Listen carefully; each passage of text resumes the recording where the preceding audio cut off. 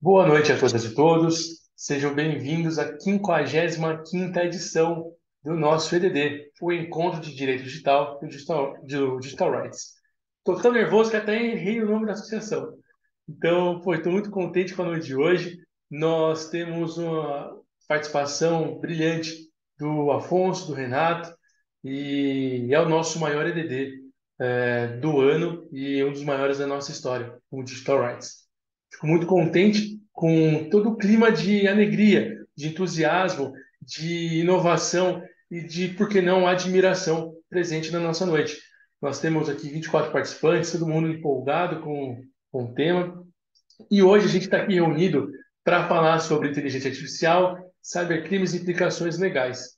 Eu agradeço imensamente você que está assistindo a gente aqui ao vivo no Simpla, através do Zoom, e você que está assistindo a gente aí do futuro no nosso canal no YouTube. Então, muito obrigado pela sua colaboração, pela sua disponibilidade para com o Digital Rights. Se você se interessa por direito digital, venha conversar com a gente, mande uma mensagem, faça você também parte do nosso sonho. Eu queria reconhecer a importância da nossa discussão, que é um tema que está plenamente em voga no nosso meio.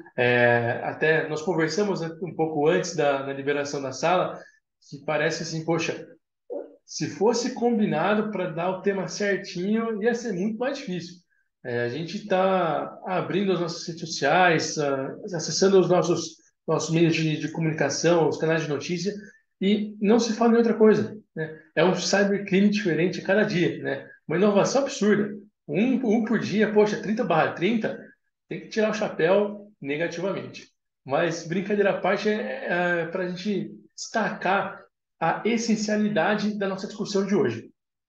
Eu queria agradecer em especial aos nossos expositores, ao Afonso, ao Renato, e eu vou pedir a gentileza da atenção de todos para fazer a leitura do mini currículo de cada um deles antes de passar a palavra respectivamente aos expositores.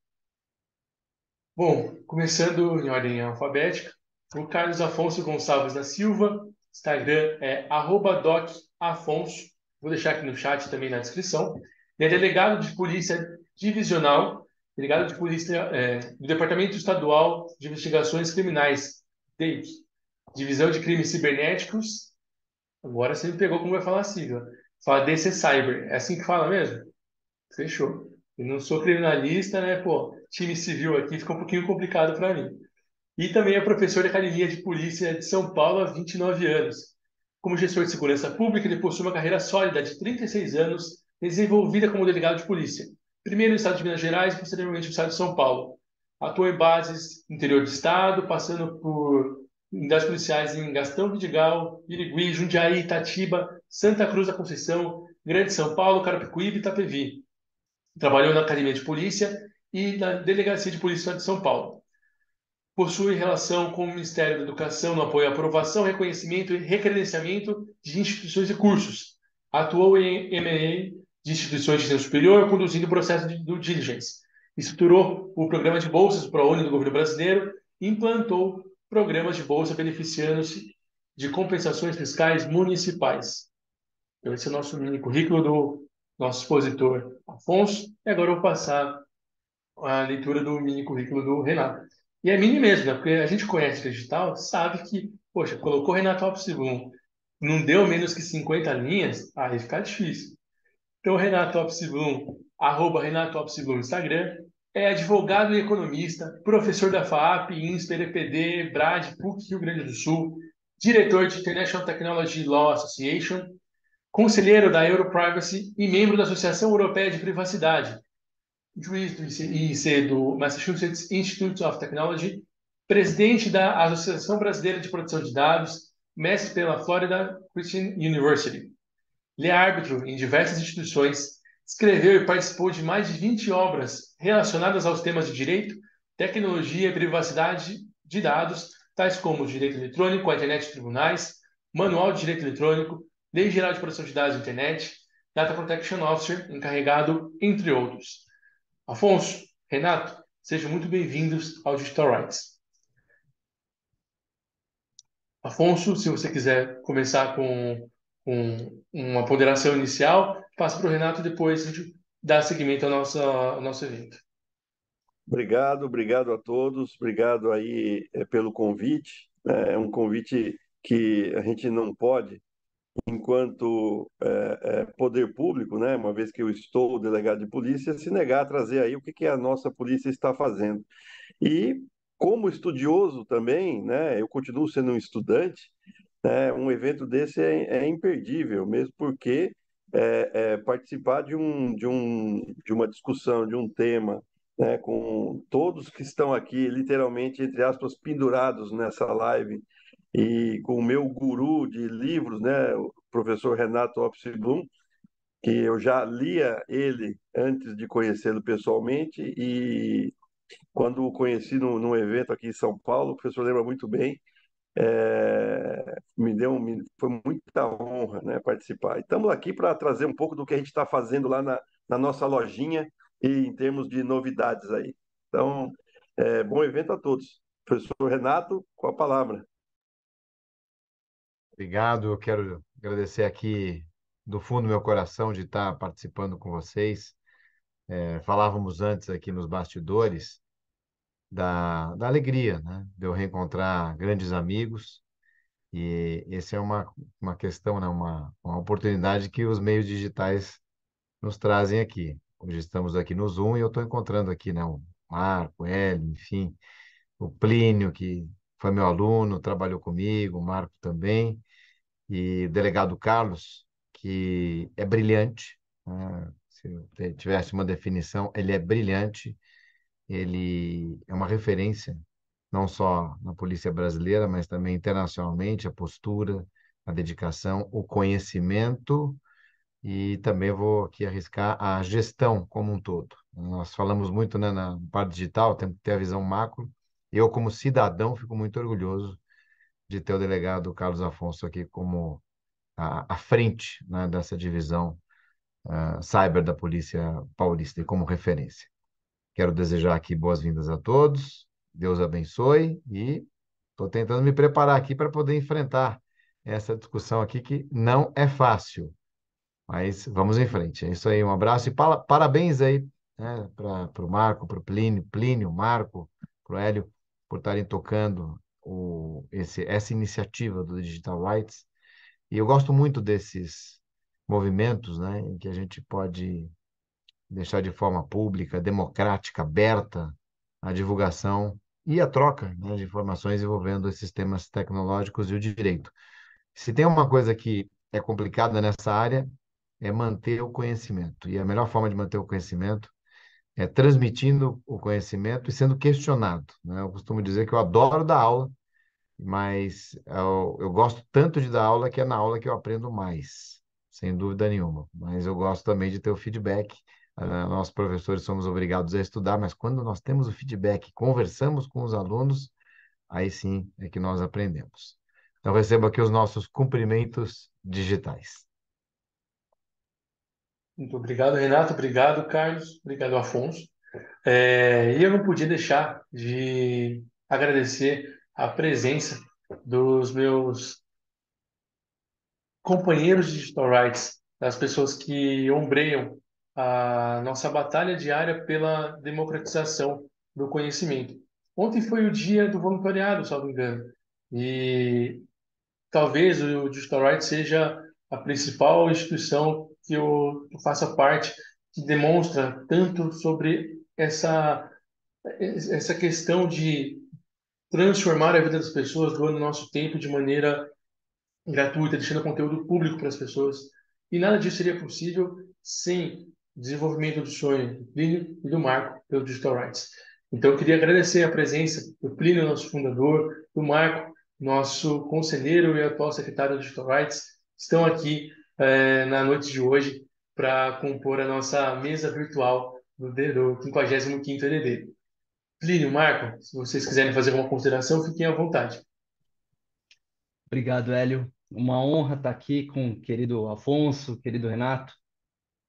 De longa data aí o trabalho com o Renato, mas com certeza o Afonso tem o mesmo carinho, porque já foi muito bem apresentado aí, muito bem indicado para esse evento, um evento muito especial aí de de reencontros. Então, já deixo minha gratidão, deixo meu carinho por todos, e inclusive por todos que estão participando. O trabalho do Digital Rights é de longa data, né? Desde 2015, final de 2015 até atualmente, a gente luta pela democratização do acesso ao conhecimento para as pessoas entenderem o que é necessário dentro do direito aplicado à tecnologia. Então, estar aqui com todos vocês, puxa, foram mais de 1.200 pessoas interessadas nesse evento. Não sei eventualmente quantas pessoas de fato vão entrar, mas demonstra a magnitude desse evento, a magnitude das pessoas que têm um interesse nessa parte do direito digital, incluindo inteligência artificial e principalmente nos nomes do Dr. Afonso, Dr. Renato, que são referências aí para nosso dia a dia, que a gente que atua no direito digital, a gente encontra com muita frequência. Temos parcerias que é muito, a gente enche a boca de falar para falar sobre essa parceria que a gente tem.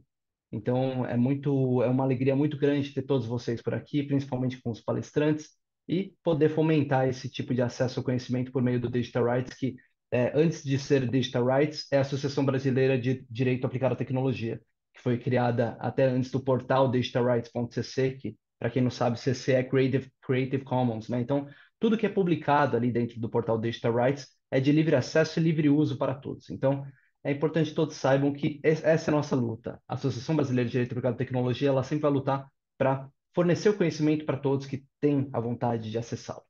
Então, obrigado a todos por estarem aqui conosco e vamos ter um excelente evento aí, com toda certeza. Bom, quero agradecer as palavras, né, não só dos nossos convidados, doutor Afonso, doutor Renato, a quem a gente tem uma estima muito grande.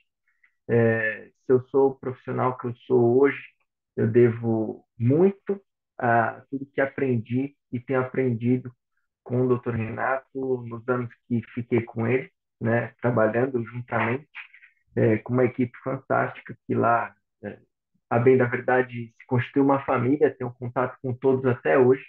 Então, falo isso de boca cheia, porque ali, naquele ambiente, por mais que a gente tivesse um, uma qualificação, né, técnica, a gente tinha uma relação humana muito boa.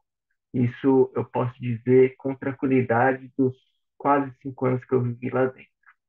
Doutor Carlos Afonso, aqui nos bastidores também já referenciei a DC Cyber como sendo um modelo de delegacia, né? Não só para o estado de São Paulo, mas para todo o Brasil, inclusive fazendo inveja à Polícia Federal, que é o conhecido no dia a dia como o primo rico, né, doutor Carlos? Mas, a bem da verdade, hoje junto à DC Cyber, eu sou cliente praticamente semanal lá da delegacia, estou lá quase toda semana e tenho o privilégio de ser muito bem atendido por todos os servidores que lá estão. Então, tenho certeza que aqui o debate que a gente vai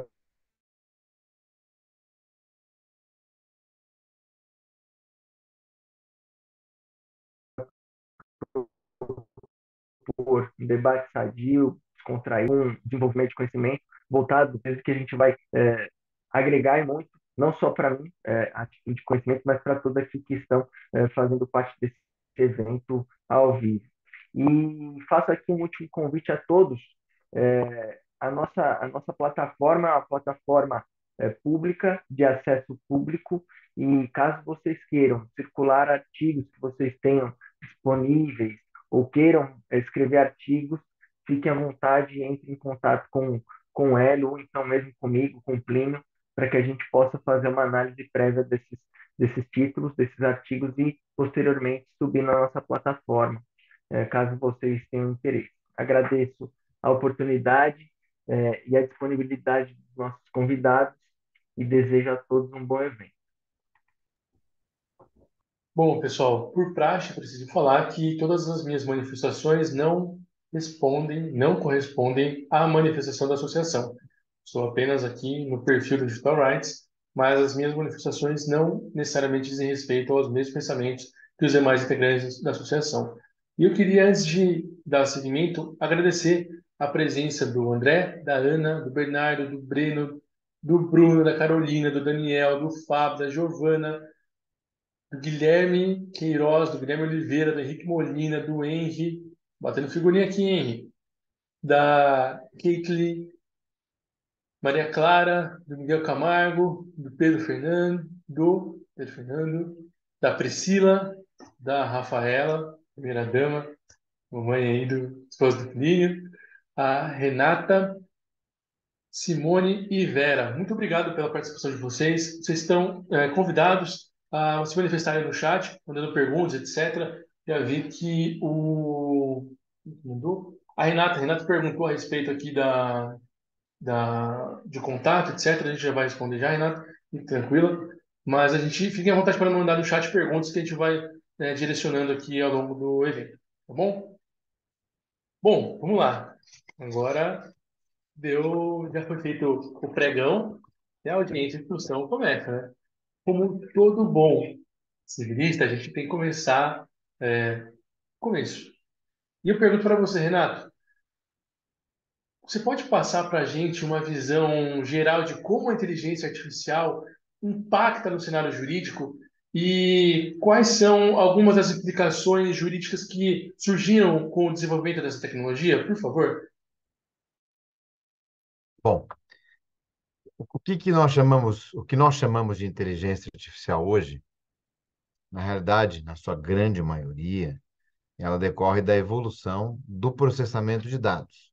Nós, tradicionalmente e desde o início, chamamos, não vou dizer chamamos, chamamos de computação. Computação gera processamento de dados a partir de softwares e de hardwares, e a partir daí nós temos as informações. O processamento de dados geram informações. O problema, Hélio, ou a parte positiva, Hélio, é que hoje temos um avanço muito potente, como eu gosto de qualificar, desse processamento de dados. Então, nós tivemos aí uma evolução tecnológica muito rápida, inclusive dentro da lei de Moore, que está nos seus respiros finais aí. E aquilo que era feito inicialmente lá em 1942 para 3, né, eram computadores gigantescos, mainframes, tamanho de salas enormes, com válvulas, 4 operações aritméticas. Hoje não dá nem para comparar o que a gente faz, né? Talvez aí a comparação mais clássica é do iPhone, né, com os computadores da Apollo 11, né, que não chegam nem próximo disso, enfim. Além da conectividade. Então, a conectividade impulsiona muito isso também. Então, ganhamos potência no processamento, no armazenamento, no processamento e na conexão.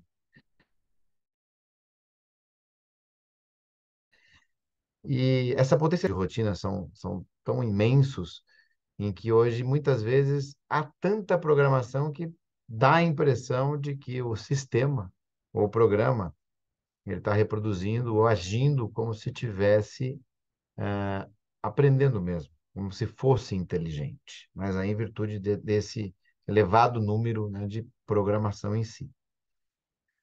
Claro que nós chegaremos um dia na definição, e aí sim na essência do chamado machine learning, e aí nós teremos a capacidade de, novamente, aí a partir de códigos primários, de ter aí esse aprendizado, mas o aprendizado em si mesmo vai chegar na computação quântica, né? E aí são outros 500 aí, falando daqui a 15, 20 anos, se não mais do que isso. Mas hoje essa potência é que nos traz toda essa discussão aqui, inclusive jurídica, e até dentro diretamente aí da pergunta do Hélio. E eu gosto sempre de fazer o paralelo da inovação, que é algo que se repete com circunstâncias e potências distintas, né? O grande modelo de inteligência, entre aspas, artificial 7, 8 anos atrás era o Watson da IBM. Todo mundo fala, pergunta para o Watson, enfim, mas o Watson era mais limitado, mas tinha uma grande base de dados. Hoje nós temos ferramentas, né? Milhares de ferramentas à disposição para esse uso. O problema é que nós temos aqui, na alimentação dessas ferramentas, já questões que nos chamam a atenção, seja pela veracidade ou até pela, vamos dizer assim, depuração dessa base, nós temos dificuldades em filtrar, em trazer algo mais claro, limpo, né, e transparente. O que eu estou querendo dizer é que muitas vezes essas bases que alimentam esses modelos são sujas. E toda essa tecnologia que hoje é capaz de trazer toda essa potência não é capaz hoje de clarificar ou de purificar essas bases, que é um desafio hoje que a gente deixa aqui no ar. E isso vem explicar certas circunstâncias de erros desses modelos, e muitas vezes até certas incongruências na medida que você evolui nos modelos, nas versões, né, nos updates, e as ferramentas acabam errando mais do que acertando mais. Deveria ser pela lógica o contrário, mas o problema está na base, né, na alimentação disso. Potência de software de processamento nós temos hoje. Isso não é mais tão caro, né? Bom, o que acontece quando nós usamos bases gigantescas e não verificadas ou não filtradas ou que não sejam, que não são puras? Essas questões elas se transpõem, elas saem das bases em si e partem para um novo processamento. Muitas vezes o processamento mistura tudo isso e aí nós acabamos tendo os efeitos legais disso. Então, os modelos generativos, que em tese geram, né, novas circunstâncias, novos contextos, né, novas reproduções. Eu lembro, né, o Plínio tinha acabado de entrar no escritório, na época eu falava disso, quando eu dava exemplo lá em aula de site. O que é um site? Um site é uma multimídia. O que é multimídia do ponto de vista jurídico? A gente tem proteção da programação e proteção da consequência da programação, que é a visualização, que é o som, o áudio, etc. A mesma coisa aqui. Então, nós temos a programação em si, que é a nossa lei dos direitos autorais, que é baseada em convenções internacionais, Convenção de Berna, etc. Por isso que é muito parecido em todos os países. Nós temos a proteção da programação. Então, os desenvolvedores e esses modelos, eles também desenvolvem códigos em cima de códigos pré-existentes. Então, os desenvolvedores têm os seus direitos autorais devidamente protegidos. Os direitos autorais da programação não são tão amplos quanto os direitos autorais de outras obras. A nossa lei mãe é 9.610, 9.609 é menorzinha, então ela se encaixa e quando não dispor 9.609, vale a 9.600, aliás, a 9.600, vale a 9.610. Muito bem. O que acontece quando, então, nós misturamos tudo isso e reproduzimos novos contextos? Então, ponto principal, número um, é o que mais acontece, é quando você cria novas obras, tendo como base outras obras, e dependendo dessa criação, você pode aproveitar muito ou pouco, você pode ter as violações de direitos autorais. Esse é o primeiro ponto. Se nós formos lá no artigo 46 da 910, lá tem as exceções, e nós podemos ter algumas interpretações em cima disso para chegar à conclusão se há ou não violação, e lembrando que a violação também tem efeitos penais, criminais, aí, doutor Carlos, que tem operado e atuado nessas questões, é 184, né? Então temos aí a parte da violação em si do caput, né, que é mais simples, menor potencial ofensivo, e depois temos, né, as qualificadoras, e aí circunstâncias que podem levar de 2 a 4 anos de prisão. Mas aí depende da apuração do dolo também, que é algo interessantíssimo para a gente, né, debater sempre isso. Mas essa violação ela decorre da derivação, né? São obras derivadas. Obra derivada por natureza depende de autorização. Mas lá no 46 está dito que eu posso usar pequenos trechos para uso pessoal. Perfeitamente. Se você usar a ferramenta para uso pessoal, aquele que está usando, ou a consequência do processamento anterior criado pelo desenvolvedor, tese, dentro do conceito de pequenos trechos, que não há um conceito objetivo, ok, não vai ter lícito civil nem penal. Mas pode acontecer das passagens, eu quero publicar, né? Então, aí eu saio dos pequenos trechos e vou para passagens. Então, passagem, desde que eu faça a citação, dentro de efeitos, né, do propósito de crítica, polêmica, etc., né? Então, passagem não é a obra inteira, nem mais que 50%, eu posso fazer isso. Existem até modelos, né, ferramentas de IA hoje.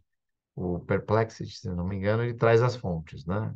Depende da potência da cópia, mas ele traz já as fontes. Hoje eu dei aula na FAP e falei para os alunos se interessaram muito nesse que traz as fontes, né? Que eu até estimulo muito o uso de IA e das ferramentas. Mas aí nós temos, nessa consequência toda, uma evolução. Então, não foi pequeno trecho, não foi passagem. Então, eu misturei tudo aquilo. A única o único suspiro talvez sobra lá no finalzinho, inciso sétimo, oitavo, se não me engano, em que diz quando o propósito em si não é causar a violação como um todo, então você, em tese, estaria na exceção. É uma questão subjetiva e que nós vamos depender aí da evolução jurisprudencial. Existem hoje vários processos já no mundo todo envolvendo violação de direitos autorais, mas é o tema mais quente que traz mais reflexos, pelo menos indenizatórios de grande monta. Temos também, novamente, pela própria consequência agora, né, do processamento desses dados, incongruências. É um caso real aqui, prático, do Brasil, número um, começou aqui, é caso da sétima vara civil lá de Bauru, em que um médico que investiga assédio sexual foi catalogado, né, no modelo de IA, se não me engano, o ChatGPT do Bing, né, que é a base, não como investigador ou estudioso, mas como autor, né, de assédio sexual, e teve que ir ao judiciário, teve uma liminar para que a Microsoft, nesse caso, para o Bing, a Microsoft está aqui no Brasil, aqui usa o Bing, cumprir essa ordem. Então, um caso bem interessante. O primeiro fato que eu tomei conhecimento foi na Austrália, mas o primeiro processo foi no Brasil. Na Austrália, um prefeito de uma cidade lá que denunciou corrupção foi acusado, entre aspas, pelo sistema de ser o autor do ato, né, de corrupção em si. Temos dentro dessa questão toda também circunstâncias que envolvem crimes contra a honra, a própria imagem, direito de imagem, né, calúnia, injúria, difamação, etc. Aí se discute aí quem é que fez, né, a autoria do ilícito, que é interessante. Não, o sistema não pode ser autor, por enquanto, né? Mas aquele que desenvolve, se agir com dolo, na maior parte dos casos, né, será esse autor. Que aí a gente traz também uma outra figura, que é a questão da responsabilidade, e essa questão é a mais apaixonante, daquele que programa. Então, aquele que programa tem que programar tudo que ele puder, e se for assim, como que ele vai decidir casos que envolvam ilícitos ou situações, ações, né, que estejam dentro da escolha de quem vive ou de quem morre. Né? Lembro aqui do livro do caso dos exploradores das cavernas, tem aquele exemplo clássico lá do MIT, né, da ética digital, em que você vai simulando lá e vai escolhendo para onde o carro vai bater, que também os resultados eu não concordo com todos eles, né? Mas são circunstâncias hoje presentes, né, no dever e na responsabilidade de programar. Então, dentro dessas questões hoje, então fiz um pouquinho do histórico da evolução, do processamento. Eu não entendo ainda, não concordo, não sou devoto do conceito de que todas essas inteligências artificiais sejam inteligências efetivamente. São modelos potentes, alguns deles até com uso de redes neurais, dentro de um certo machine learning programado, não automático, mas programado, mas que geram toda essa potência. Falei que eu gosto muito de estimular meus alunos a usarem os modelos, até para uma análise crítica. Então, você pode usar dentro dos limites legais. Normalmente, meus alunos são de direito, e o primeiro limite legal são as violações de direito autoral e são as verificações a partir da responsabilidade. Encerro aqui dentro da questão que envolve a atuação de dois profissionais lá em Nova York, muitos já conhecem, quando, na preparação de uma inicial contra uma companhia aérea, os profissionais usaram resultados do ChatGPT que traziam decisões judiciais, traziam jurisprudência, mas que essas decisões não existiam, ou estavam misturadas, enfim, não eram verossímeis. E o fato que o advogado da companhia aérea, na sua defesa, percebeu isso, contestou isso, e entendo que tenha sido aí até um bom argumento de defesa, e pediu litigância de má-fé e conseguiu. Foi US$ 5.000 de multa para cada profissional. Então, isso envolve o uso do dia a dia. Fiz algumas considerações das ferramentas, das circunstâncias, e agora o nosso uso. E nós vamos usar, sem dúvida nenhuma, estamos usando, etc., mas temos que usar com certas cautelas e responsabilidade também. E por fim mesmo, dentro desse contexto que o Ali pediu, vem aquela pergunta, né, da interferência ou dos impactos no nosso dia a dia desses modelos potentes de processamento de dados. Se a gente puder fazer um paralelo, eu nunca fiz isso, estou aproveitando aqui, estou vendo aqui o delegado Carlos, então estou me sentindo mais tranquilo com e com os meus amigos também. Mas se a gente fizer um paralelo, vamos tentar fazer juntos aqui. Vamos voltar lá para 1995, que é um marco mais ou menos lá do Windows 95, né? Quando o Bill Gates criou o Windows antes, né? Transformou a linguagem natural em janelinhas. E ali, junto com a IBM, o personal computer, né? O computador pessoal, ele começou a se desenvolver, se popularizar e ficar acessível junto com o Windows. E ali começaram a se popularizar os modelos dos processadores de texto. Então, tinha o WordStar, por exemplo, que era um modelo, eu lembro disso. Eu lembro que meu pai usava muito disso no tribunal, ele gostava, salvava decisões, mas era tudo muito ainda codificado e manual. E o WordStar chegou a ser até o melhor na ferramenta de processamento de texto. Mas o WordStar, ele, quando automatizou e facilitou, por exemplo, nesse caso aí, a indexação, busca de jurisprudência e facilitação, no caso do meu pai, desembargador, de facilitar a montagem da estrutura dos votos, né? Isso substituiu a tarefa? Não. Isso trouxe o quê? Potência. Eu gosto de usar o termo potência. Trouxe mais velocidade, trouxe mais possibilidade de ter mais conteúdo, etc.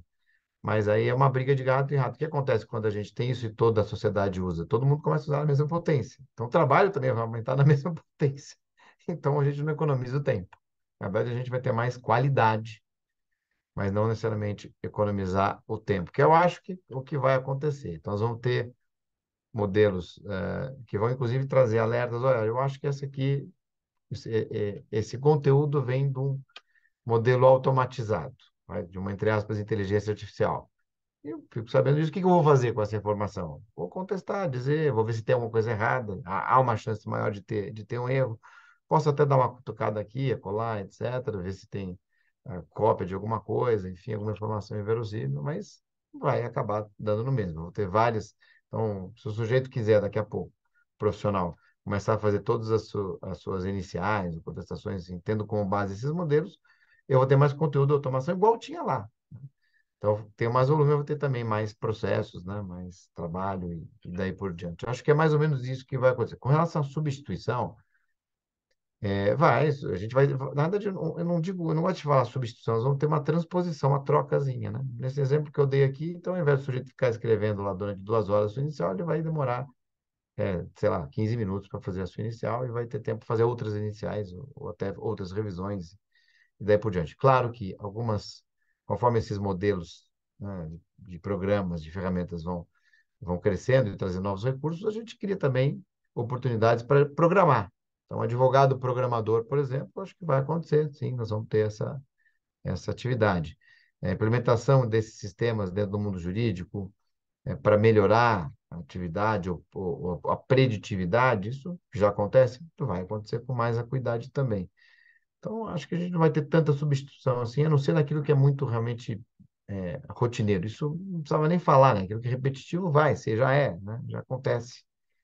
Eu acho que vai aumentar esse volume, vamos ter mais qualidade, né? Mais conteúdo. O delegado Carlos vai ter mais informações num tempo menor para poder investigar mais situações, mas com volume maior também de questionamentos, né? E a necessidade de ter mais estrutura legislativa, principalmente no âmbito internacional, nessa parte colaborativa. E aí sim nós vamos ter questões interessantes com outros países. A internet, ela quebra fronteiras e traz esses desafios aqui. Então, tentando aqui fazer, viu, Hélio, um panoramazinho e um exercício aqui de uma pequena previsibilidade, eu acho que é mais ou menos isso que vai acontecer, né? Pelo menos nesse momento. A substituição da nossa atividade, eu acho difícil, seja pelos argumentos que eu coloquei, seja pela necessidade humana que nós temos de ter contato com seres humanos. E também pelos modelos jurídicos que estão nascendo, um dos pontos mais questionados hoje, a sociedade já pede revisão humana. Né? Interessante. Nós estamos evoluindo, então, quando se discute a substituição, da atividade humana por sistemas, os modelos jurídicos, novos projetos de lei, sempre têm agora esse debate ou esse componente da necessidade de revisão humana, seja na LGPD, por exemplo, seja nos atendimentos do consumidor, seja nos modelos da própria inteligência artificial, de revisão humana, seja nos modelos de autorregulação regulada. Então, eu acho que o ser humano vai acabar continuando atrás disso, porque o ser humano ele é imprevisível e acho que essa imprevisibilidade ela é sadia e vai continuar acontecendo, etc. Eu costumo dizer, olha, se a gente fizesse bate-papo aqui se desligar tudo e voltar daqui a 2 minutos, 5 minutos, algumas coisas eu vou falar, ou todos aqui vão falar, vão repetir, mas de um outro jeito, de uma outra forma, né? Vão lembrar de coisas que a gente não lembrou, vão estar mais cansado ou mais disposto, dependendo, tomar um Guaraná, um Red Bull, etc. Enfim, mas muda, né? Tudo é imprevisível. Então, são muitas variáveis e essas variáveis humanas são, eu vejo nesse momento, sem medo de errar, impossíveis de serem totalmente previstas e codificadas. E a própria necessidade humana de continuar nesse debate, né, etc., e daí por diante. A gente querem ver um outro exemplo aqui, e aí eu prometo que eu acabo. Vamos trazer o home office, né? Hoje aqui o modelo é perfeito, tá? Porque nós estamos aqui, hoje eu dei aula física, presencial, fiz reuniões presenciais, almocei num outro lugar, voltei de novo, mais uma reunião híbrida, né? Tinha 3 pessoas na minha sala, com uma pessoa remota, fiz uma série de outras coisas, voltei, fiz o meu CrossFit, voltei, botei o meu terno aqui, a minha camisa, minha gravata, etc. Sentei aqui e agora estamos aqui. Não daria tempo de fazer tudo isso se a gente não tivesse nesse modelo também, que já estimula outros debates, outras discussões. Então, mas eu estou citando isso porque volta a discussão agora do excesso de home office, né? Do excesso de recursos de comunicação à distância e cada vez mais força, isso vem das big techs, inclusive, ganha força a necessidade do contato físico. Então, hoje, no momento de alta tecnologia, de inteligência artificial, há uma demanda da sociedade hoje para a volta do modelo físico. Então, não teria muita lógica nisso, né? Se a gente fosse codificar. Mas a lógica é que nós precisamos ter contatos humanos, porque o contato humano ele é imprevisível, né? E ele faz parte da nossa vida. Então é isso, Hélio. Tentei misturar um pouco de tudo aí, trazer algumas questões legais, ao mesmo tempo contextuais de programação, e dei alguns palpites aí também para o futuro. Era uma pergunta, né, que era para responder rapidinho, mas acabei aqui falando para caramba, peço perdão, tá bom? Não, não há por que se desculpar de maneira alguma. A gente está aqui justamente para fomentar o debate, para discutir, e já vou pedir licença, pedir licença não, já vou deixar claro que estou me segurando para não dar o exemplo do Wally, que eu tenho certeza que ele vai falar depois, do porquê que o Wally vai impactar. Eu tenho certeza que o Plínio tem um tapete do Wally aí em casa, alguma parada, ninguém ouviu ainda o exemplo do Plínio, daqui a pouco vai rolar essa discussão aqui. Não E, vai não, só vou Renato, fazer um parênteses para explicar o que que é o Wall-E, né? Aquele desenho que foi feito sobre um robô que sobrou no planeta Terra, que está completamente devastado. Então, para quem não conhece, esse filme é sensacional, vale muito a pena assistir. já assiste com caixinha de lenço aqui do lado, né? Porque, pô, quem não chora, tá difícil aí, hein? Bom, já puxando o gancho do Renato, a gente comentou, né, lá na introdução sobre as perguntas, né? As perguntas que transformam, né? Que aprende muito mais com as aulas, etc. Né? Até a gente pode discutir que a pergunta mais importante do mundo é o porquê. Mas, puxando para uma outra pergunta, eu vou para como. E aí, Afonso, eu queria saber como que os cybercrimes eles têm evoluído com o avanço da tecnologia e quais são os desafios que a IA trouxe para a investigação dos crimes cibernéticos. Bom, vamos lá, né? É, Quando a gente fala em crimes cibernéticos, a gente costuma colocar esses crimes em duas caixinhas aqui na investigação. A primeira é a caixinha dos golpes e depois a caixinha da fraude. Por quê? Porque a gente percebe que o ser humano ele continua sendo o ponto focal do crime cibernético, tanto na prevenção, quanto na repressão, quanto na atuação e quanto ao fato de ser vítima. Por quê? Quando nós falamos que é, é fácil a prevenção do golpe, porque o golpe ele se diferencia da fraude justamente por isso. Ele depende da participação efetiva da vítima. Então, quando você imagina, né, quando a TV, de uma forma geral, está apresentando aí o que está acontecendo em termos de crimes cibernéticos, no mais das vezes ela está falando de golpe.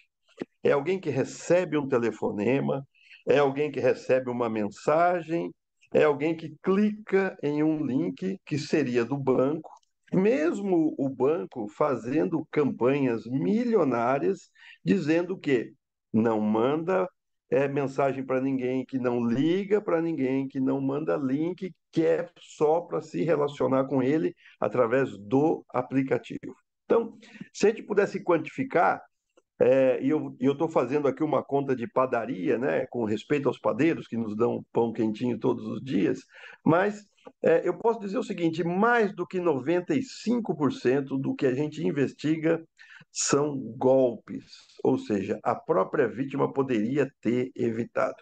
Os outros 5% que falam são fraudes.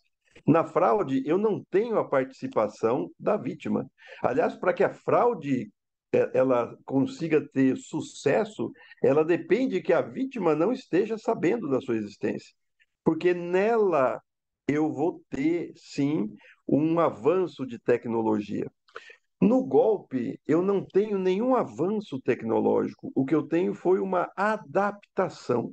Então, olha só, quando eu fiz a minha primeira academia de polícia, em 1984, eu fui aluno do professor Rubens Liberatore. Ele explicava para nós os golpes que aconteciam aqui em São Paulo.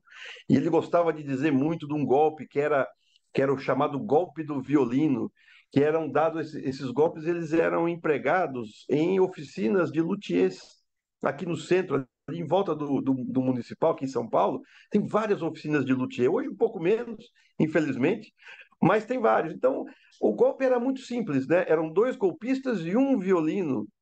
Ele passava entrava na oficina, mal vestido, maltrapilho, deixava ali o violino, falava assim: olha, eu sou aqui da orquestra do municipal, eu estou muito doente, eu vou ter que operar meu filho. Ele contava uma história e falava assim: eu queria deixar esse violino aqui para vender. Você não quer comprar? Tentava vender, falava em preço, falava que o violino era bom, enfim, contava uma história. Deixava lá para vender por consignação. Ia embora. Passado 15, 20 dias, ele volta, pergunta se alguém se interessou, ninguém se interessou.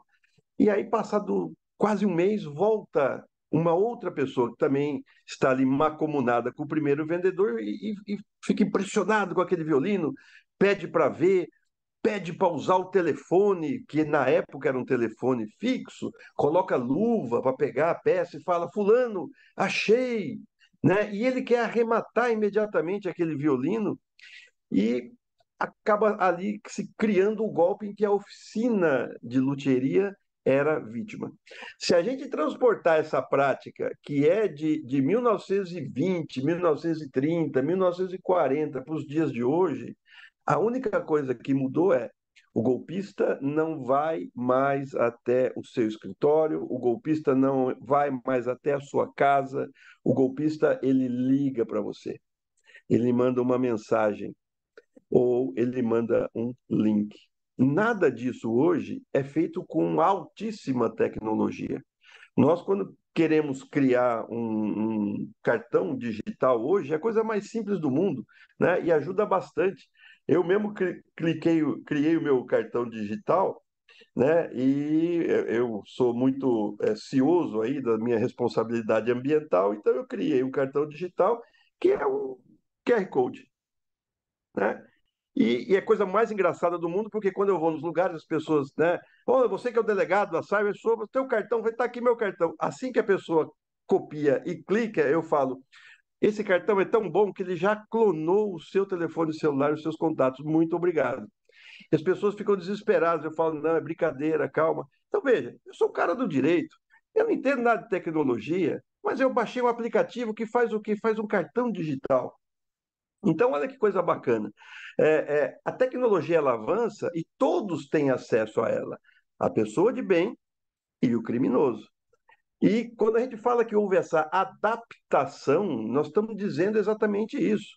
Né? Ao lado do golpe do violino, nós temos o golpe da Bíblia. Vocês imaginam que coisa, olha que coisa mais interessante. A Bíblia é o livro mais antigo do planeta. E ele é o livro que é distribuído gratuitamente por todas as instituições religiosas. Você não tem a mínima necessidade de adquirir, de pagar para ter uma Bíblia. Você vai até uma igreja e sempre tem uma Bíblia à sua disposição. Você tem ela hoje, inclusive em PDF.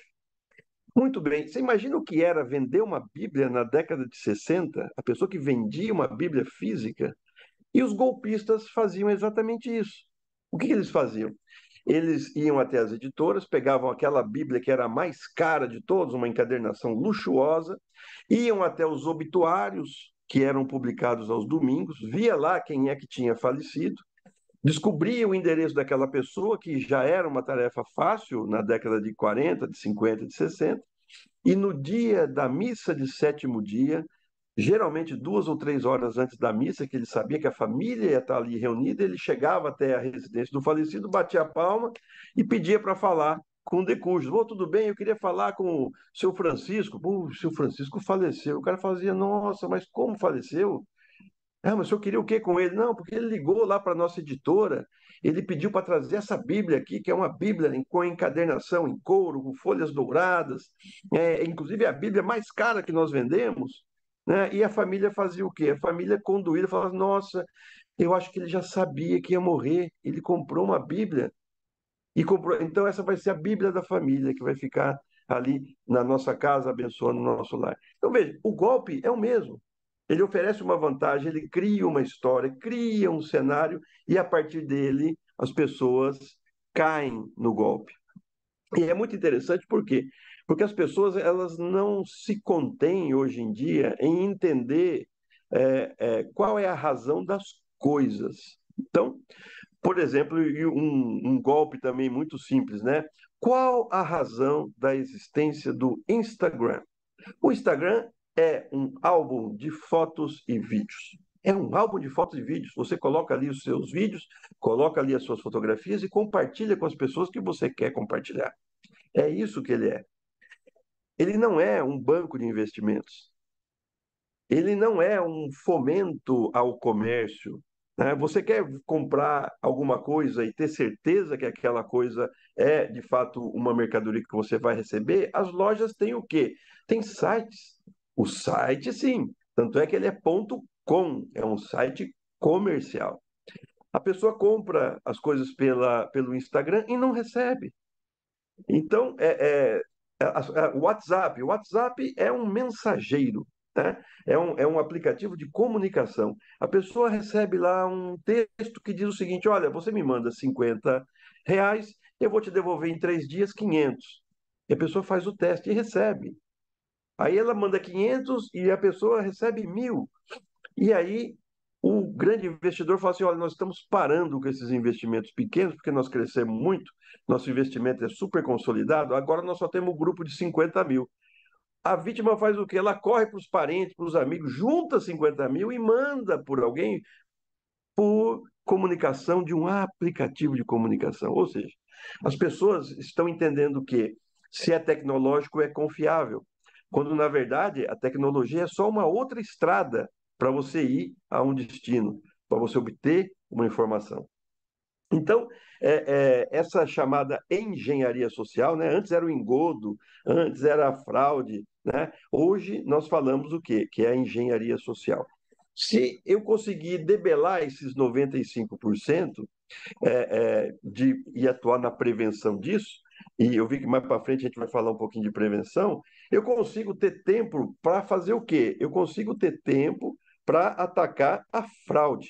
A fraude é complicada, porque na fraude eu tenho a construção de vírus, na fraude eu tenho a construção dos malwares, né? Do mais comum aí, o ransomware, que faz o quê? Que bloqueia o acesso da pessoa aí a sua plataforma de trabalho, e isso acaba por trazer aí os desafios que nós estamos trazendo aí para hoje.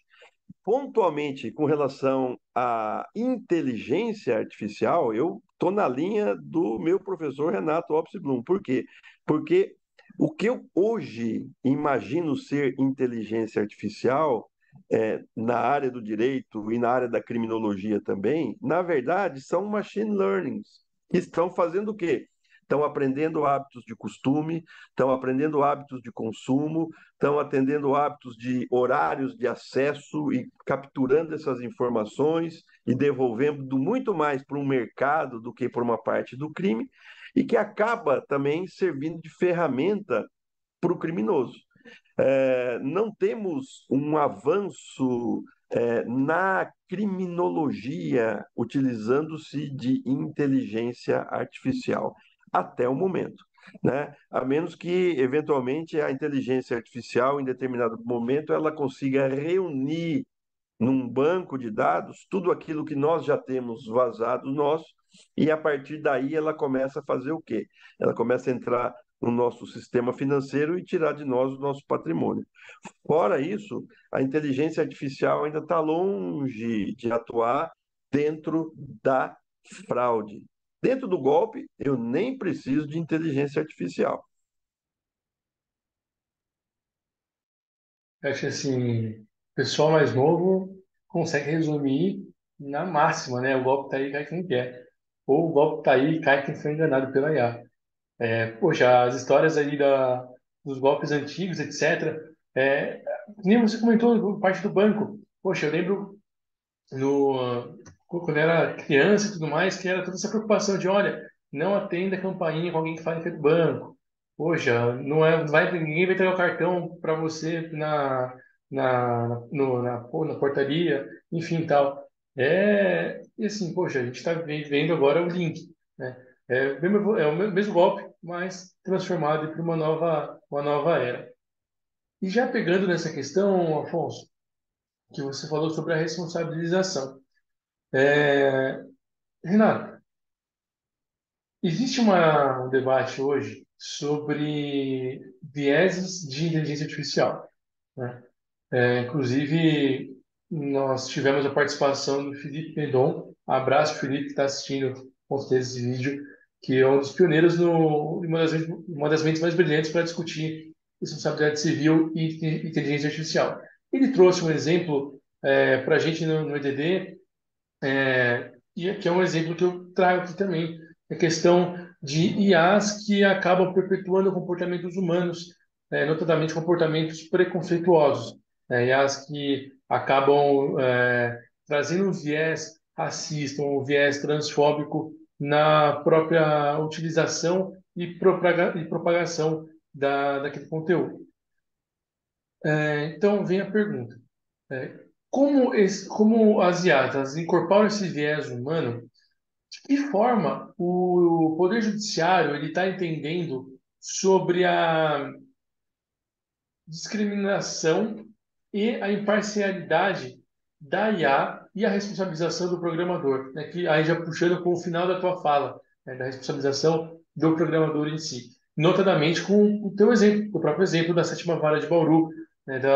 Dessa falha, né? Que trouxe um possível erro de natureza civil para o médico em questão. Como que o judiciário está entendendo essa questão, Renato? Olha só, Hélio, então, quando nós discutíamos lá no início, uma das questões que eu fiz, eu dei potência, já que eu gosto tanto desse termo, foi a circunstância de que sistemas erram, né? Falei da base, quando a base fica poluída, fica suja, a consequência e a incongruência, muitas vezes a inacurácia da informação. Sistemas, quanto mais linhas de programação eles tiverem, maiores serão as chances, né, de um erro. Nós chamamos de bug. Por natureza, sistemas, programas têm bug. Logo quando eu me formei, eu escrevi um livro sobre os aspectos jurídicos do bug do ano 2000, que é aquele bug do milênio, que, aliás, eu não tinha pensado nisso. Vou começar a usar esse exemplo também nas minhas aulas, viu? Eu discutia muito a questão da responsabilidade lá, pelo fato dos programas terem apenas as duas casas, duas posições no final do ano. Então, não era 1970 ou 1999, era só 99. Quando chegasse o ano 2000, ia virar 00 e os sistemas iriam ficar atordoados, uma palavra que eu usava também, para não dizer mortos, né? Ou malucos. E aí eu discuti essa responsabilidade, mas por que que não previram isso? O programador não previu que ia chegar o ano 2000, tá? E trazia isso com um certo vigor, para não repetir o termo potência, um certo vigor, e questionava, isso é dolo ou é culpa? Né? E aqui dentro da discussão penal também que é interessante, já que o Hélio provocou aqui no termo viés, e a gente vê muito isso. E a primeira coisa que a gente vê, principalmente da mídia, olha, há uma discriminação, que né, se convencionou chamar de discriminação algorítmica. Hoje, programa virou, né, código virou algoritmo, né, tudo é algoritmo. Mas o algoritmo era uma forma para você desenvolver código, enfim. Mas a tal discriminação algorítmica, que pode acontecer, mas quando eu falo em discriminação, que tem um efeito muito mais penal, né, do que civil, eu vejo claramente a necessidade da identificação do dolo. Então, quando o programador fez aquilo de propósito, eu não me lembro de ter um caso na história em que o sujeito fez de propósito, tá? Não me lembro, pode ser que tenha, mas se ele fizer de propósito, ok, vai haver discriminação, ele vai responder pelos seus atos, até pelos crimes de racismo, crimes de ódio, etc., e daí por diante. Mas e quando isso acontecer por impropriedade desse excesso de códigos de programação, etc., em que você tem que fazer alguns ajustes, né, para melhorar a acurácia da execução, né, daquele código de rotinas para determinada ação. Então, eu vou usar o exemplo mais recente agora, que parece que isso já está começando a alcançar uma certa maturidade nos tribunais. Então, vamos sair dessa questão do dolo. Né? O sujeito um programa para fazer discriminação, para ter a ação errada. Isso não é bom para o programa, para o desenvolvedor, para a software house, para a sociedade, para ninguém. Mas pelo excesso, né, toda essa potência, vou usar de novo o termo, pode ser que aconteça isso. Mas qual é o percentual de erro? Então, vamos falar de erro. Vamos tirar o viés e vamos para erro. De erro na programação. Se o programa erra mais do que acerta, ele não é bom. Ele não serve. Ele não tem credibilidade. Então, vamos ou consertar ou vamos, né, deixar de usar, não funciona. Então, qual é o percentual de erro na média, né, desse tipo de situação? Vamos usar o exemplo, né, Carlos? Eu até ia perguntar para o Carlos, a gente teve semana passada falando do mesmo assunto, mesmo tempo, tudo igual. Eu estou fazendo tudo diferente, né, Carlos? Está aqui a prova e ele também. Está totalmente Também. diferente, o tema é o mesmo, né? Mas vamos lá, qual que é o percentual admitido para isso, né? O que que a sociedade tolera? Vamos usar então o exemplo do reconhecimento facial, que é o mais polêmico de todos. Eu tenho até uma tela aqui que eu uso assim. O sujeito oriental, ele tem, né, o olho mais fechado, né, Plínio? Tem o olho mais fechado e o sistema fala, abre o olho, abre o olho. Pô, aí o sujeito não previu que, né, existe o oriental, o olho mais fechado e daí por diante, enfim, mas não teve dolo. Normalmente, os sistemas acertam mais do que erram. Só tem um detalhe curioso que tem que pontuar aqui. Nós temos que tomar muito cuidado hoje para não passar do limite das versões beta, né, das versões de teste. Hoje nós usamos, a sociedade testa muito. Né? Até tem questões relacionadas ao próprio direito do consumidor, se a gente deveria testar tanto assim. Tudo é beta, né? Poxa, quando eu usava o Orkut já era beta. Falei, agora vai parar de ser beta. E continua tudo mais beta do que nunca, né? Chat GPT e daí por diante. Mas as consequências estão aí, custam caro, né? Enfim, tem a versão paga da beta, mas não tem responsabilidade nenhuma, né? Enfim. Mas normalmente os sistemas acertam. Vamos usar o exemplo do reconhecimento facial que está sendo implementado pela Prefeitura de São Paulo, que foi parar no TJ. São Paulo teve uma liminar, suspendeu isso. Né? E o discurso é saudável para a gente discutir isso, esclarecer, etc. O que a gente não pode é ter uma interpretação equivocada. Então, quando falta transparência, quando faltam informações, inclusive obrigações legais decorrentes da própria LGPD, quando não for o caso de segurança pública, né? Que também é uma exceção. Nessas circunstâncias, então, quando tem transparência, tem explicações, requisitos mínimos, etc., no caso da Prefeitura de São Paulo, tem uma exigência ali, o sistema tem que acertar no mínimo 90%. E aí eu pergunto, né, dentro dessa discussão, poxa, acertar 90% reconhecimento facial para localizar criminosos, isso não é bom? Ah, mas Renato, ele vai errar 10, aí vem tudo assim forte. Não, mas o erro de 10 ele anula todos os 90%. Não é possível, isso é uma incongruência, né? De semântica, inclusive de lógica, né? Então, essa é a primeira fase. Acerta 90% é muito bom. Mas e os 10? Agora eu falei, então vamos falar da exceção. Então, a maioria já está. Mas vamos ver os 10. O que vai acontecer com os erros? O sujeito vai ser preso automaticamente? Que ele vai, qual é a consequência? Ele não vai ter uma chance de se identificar de uma outra forma. Até vou deixar esse detalhamento aqui para o Carlos, tá? Ou ele vai ter, nesses casos, que, vamos admitir, há uma previsibilidade que o sistema vai errar um pouquinho. Então, o que eu vou fazer nesses casos? Aí está o ponto, né? Eu tenho que ter um sistema, né, a mais, um sistema, não precisa ser sistema software, mas uma forma para que a pessoa exerça o seu direito de defesa. Dizer, olha, tem lá 10%, pode ser que eu esteja nesse 10%, então vamos fazer uma reconfirmação. E aí a gente volta na questão que eu coloquei lá atrás, da revisão humana. Olha lá, olha o ser humano voltando. Aí vou lá para a delegacia. Doutor Carlos, tem um erro aqui, assisti lá o debate de vocês, digital rights, etc, não sei o quê, eu não sou aquela pessoa, tá vendo? Inclusive, eu sou oriental, vamos usando exemplo aqui, enfim, tá errado, tal. Aí o doutor Carlos diz, não, exatamente, aqui na Delegacia Cyber, nós temos aqui várias ferramentas que é só você dar um cliquezinho aqui, assim, bosta seu dedo aqui que a gente já vê. Tô brincando aqui, mas... Então, vamos usar a biometria, a digital, né? Agora para fazer essa reconfirmação. E tá tudo certo, né? O que a gente precisa ter é esse ajuste de transparência e de maturidade. Então, olha, 90% de chance de ser certo. Mas o sujeito contesta, opa, né, vamos fazer a conferência, a revisão. É isso. Mas não presumir que tudo, que o sistema é nocivo, né, ao contrário. Então, se acertar 90% é bom, tem que acertar 100%. Não vai acertar 100%. Nunca, não vai. E essa maioria já não é boa? Me parece que é positivo, sim. Agora, na hipótese, né, quando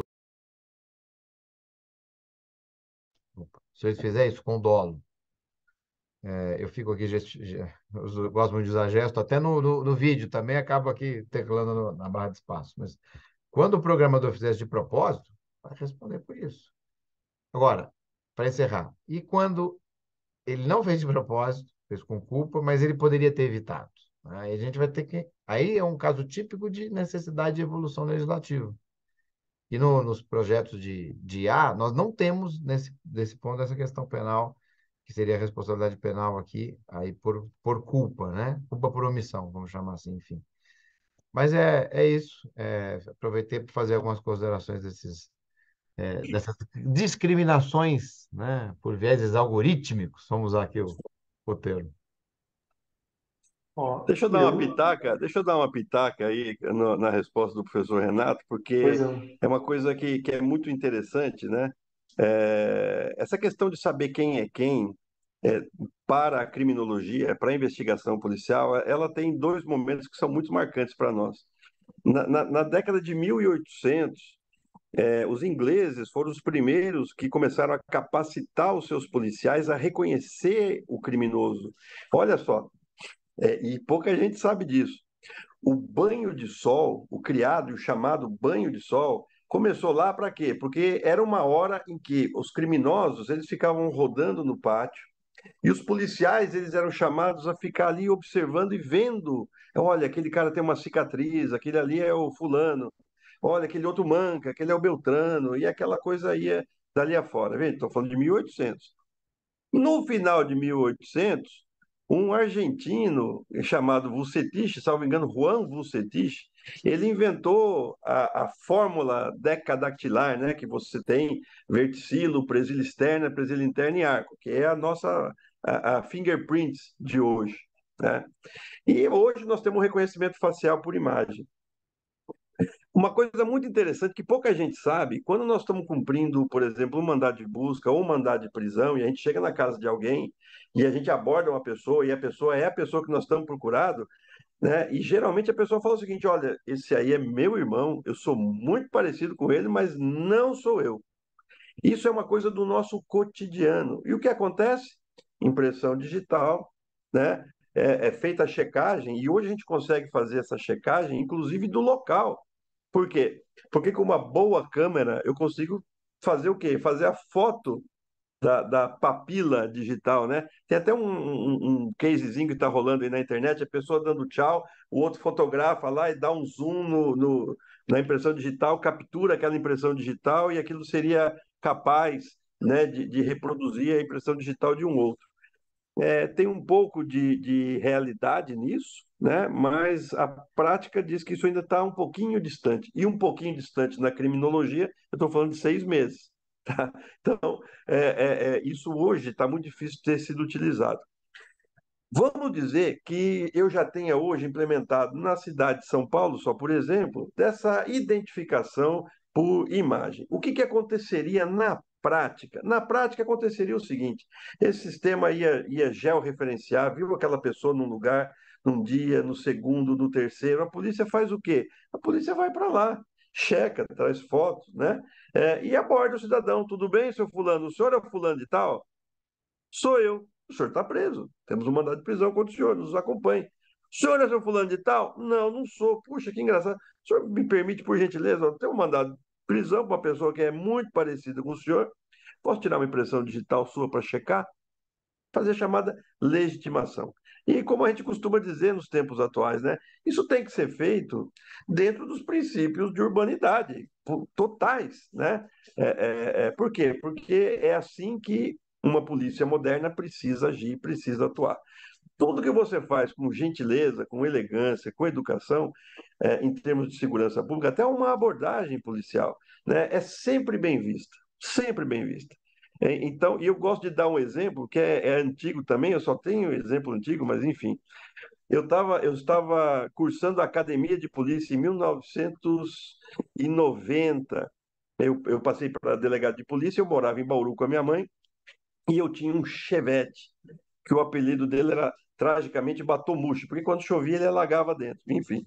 E eu estava indo atrasado numa segunda-feira, saindo de Bauru igual um louco, fui lá com meus colegas de Botucatu e estava descendo aquela descidona de Sorocaba, estava uma chuva e nós atrasados para a academia de polícia, enfim, coisas da juventude. E um policial rodoviário parou o nosso veículo, parou, tal, a gente foi lá, encostei. O policial rodoviário, ele chegou ao lado da minha porta, eu baixei o vidro, a chuva tinha diminuído um pouquinho, ele bateu continência para mim e falou o seguinte: muito bom dia, cidadão. Eu sou o soldado rodoviário fulano de tal. Eu trabalho neste trecho aqui há quase 12 anos e nunca na história desse trecho alguém desceu essa ladeira em tamanha velocidade. Infelizmente, eu vou ser obrigado a multar o senhor, apesar do êxito da sua conquista. Então, vocês imaginam?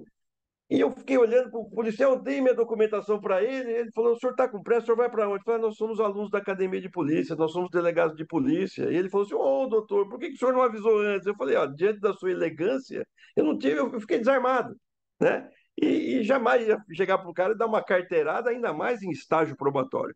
As pessoas pensam que o policial ele vai dando carteirada em tudo quanto que é jeito e a coisa vai funcionando. As coisas não são assim. Eu moro na Zona Norte, trabalho no centro, é difícil eu passar ali pela Ponte das Bandeiras e voltando para casa. Geralmente eu volto 8, 10 horas da noite, sempre tem um comando, mandam parar, eu abro o vidro, acendo a luz, bom dia, tudo bem, documento do carro, documento, é uma viatura, sou delegado de polícia, ô doutor, tá algum problema? Tá, esse? Não, não, fiscalização de rotina. Então, tudo que você faz no serviço público, né, e que você faz como deve ser feito, porque afinal de contas o contribuinte é quem paga os nossos salários, paga o salário do policial, do promotor, do juiz, é sempre bem-vindo. Então, a tecnologia ela jamais vai substituir o homem, mas ela tem que ter sempre esse crivo humano, né? Ele está dizendo que ele não é ele. Vamos tomar o que a Constituição nos manda dizer, que a pessoa é inocente, até se prove que ela é ela, né? E a partir daí a gente prossegue, porque veja bem, deixar um criminoso passar por uma delegacia sem ser detido, sem ser contido, é um ato normal e corriqueiro. Isso não pode ser motivo, inclusive, de responsabilização para o policial. Então, na dúvida, manda o cidadão para casa, aí a polícia vai ter que fazer o seu dever de casa, vai ter que checar se ele é ele mesmo, e se ele for aquele criminoso, a gente volta outro dia e prende ele também, sem problema algum. Olha, eu não sei vocês, mas já estou aqui pensando numa mesa redonda com o Renato, Afonso, Fabro e o Felipe para discutir o viés de confirmação de IA. Eu vi aqui no chat que rolou bastante manifestação, até o Marco fez a gentileza de compartilhar aqui o artigo do caso Compass. E é um tema muito interessante, porque apesar de, aliás, quem está assistindo agora não tem por que você não aceitar essa pergunta de direito administrativo. Quando pedir um exemplo de legalidade e eficiência, você fala o exemplo aqui do Afonso sendo parado no comando e apresentando informação. Já garantiu ser um ponto aqui em direito administrativo. E a gente já está se dirigindo aqui para a nossa última pergunta, e é uma pergunta para os dois, tá? Então, para o Renato e para o Afonso. Eu queria que vocês falassem um pouquinho, eu acho que talvez essa primeira parte da pergunta seja mais para o Afonso, mas daí vocês fiquem à vontade para se dividir. Dos meios de prevenção, né, de cybercrimes e quais são os desafios legais e jurídicos, tanto na parte pré-processual, né, quanto na parte processual, quando a gente vai falar sobre os crimes cibernéticos e eventuais danos de natureza civil, tá? Então, eu queria que vocês comentassem um pouquinho para a gente arrematar o nosso EDD e seguir com os demais itens da pauta. Eu, Aí fica a método de vocês. Quem quer começar a falar, seu Renato, seu Carlos Afonso, se você querem tirar para o ímpar também, tá tranquilo. A gente valida aqui a cadeia de custódia de prova que o para o ímpar vai ser correto. Mas, enfim, fiquem à vontade para a manifestação. A autoridade começa. Mas, nesse caso, a autoridade é Vossa Excelência, né? Que afinal de contas eu estou ocupando o cargo público, mas vamos lá. Olha, essa questão de prevenção ela é muito interessante, né? Porque quando você fala, por exemplo, em prevenção a crimes cibernéticos por parte da pessoa jurídica, você está falando basicamente de algumas medidas que a empresa vai adotar para evitar ser vítima de crime. Então, firewall, link redundante, né? Separado de visitante para o pessoal da empresa, backup apartado do sistema nativo ou em nuvem, né? E isso é uma coisa que esse é talvez o grande golpe dentro da empresa, né? Porque o presidente da empresa vira para o vice-presidente de TI e fala assim: nosso backup está em ordem. Ele fala assim: maravilha. E aí eles são vítimas de um ransomware e falam assim: olha, sequestraram nossos dados. O presidente fala: não tem problema, você disse que o backup estava em ordem. Ele vai checar, não estava. Né? Antivírus corporativo, tem grandes empresas hoje, nada contra os programas gratuitos, mas o cara tem lá 200, 300 mil funcionários e ele atua com um firewall gratuito. Não dá. Né? Servidor de aplicação separada, gestão de segurança e da informação, compartimentando isso. Isso não é tecnológico, né? Isso é simplesmente de gestão. Né? Um plano de substituição, um plano de sucessão dentro da empresa, né? Eu tenho que ter previsto, né? Poxa, o meu gerente de TI é o cara que tem tudo, e ele infartou e morreu, e aí a empresa para, né? Treinamento e capacitação continuada de pessoas e programa de resposta a incidente cibernético. Basicamente, é isso que a pessoa jurídica faz. E a gente não pode esquecer da pessoa física, porque ela é o centro das coisas. É a pessoa física que tem que ser capacitada dentro daqueles famosos 3 nãos. Não atenda número desconhecido, não responda a mensagem que você não tem pessoa cadastrada e não clique em nenhum link. E eu gosto desse exemplo porque esse exemplo é muito bacana. Né? Você vai numa grande corporação e você tem ali uma empresa que faz, por exemplo, a limpeza, né, dessa grande corporação. A pessoa que está ali fazendo limpeza, que ela é invisível aos olhos de quem ali trabalha, ela é um ser humano. Ela é um ser humano. Mas ela está uniformizada de uma maneira tal que ela se confunde com a paisagem. Essa pessoa, quando está lá no cantinho da sua casa, está lá num site de relacionamento, querendo arrumar alguém para passar o Natal junto, comer, quem sabe, um panetone, né? Um franguinho assado com as batatinhas, é a mesma que está conversando com alguém que depois vai para o WhatsApp, que depois começa a trocar imagens, começa a trocar links e que no dia seguinte vai até essa empresa e faz o quê? Que se conecta no Wi-Fi. Então, nenhum sistema vai ser capaz o suficiente se a gente não voltar a nossa atenção ao ser humano. Né? E os desafios legais, ainda sobre prevenção. A Polícia Civil de São Paulo tem no seu canal de YouTube 43 vídeos de prevenção. 43 vídeos de prevenção. Se vocês me autorizarem, eu vou disponibilizar aqui no chat o link, né? Pedindo para que vocês divulguem só para 2 pessoas, né? Para Raimundo e todo mundo.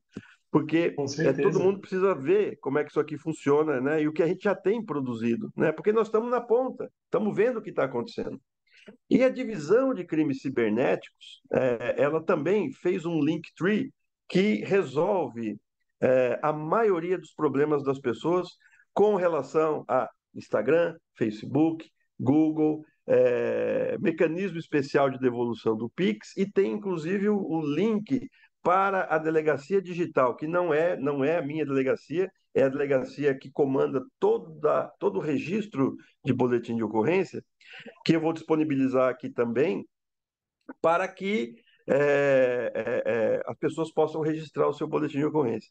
E é difícil, e todos os dias eu recebo aí um colega ou outro que fala: Afonso, me ajuda aqui, olha, minha mulher caiu, meu filho caiu, sequestraram o Instagram dele, como é que eu faço? Cara, não sei para onde eu vou. Fala: olha, eu vou fazer o seguinte, eu vou te mandar um Linktree, sou eu mesmo que estou te mandando, então você pode clicar, que é bom, e se você não conseguir resolver o seu problema por aqui, aí você entra em contato comigo que a gente vai tomar as providências aqui pelo Cyber.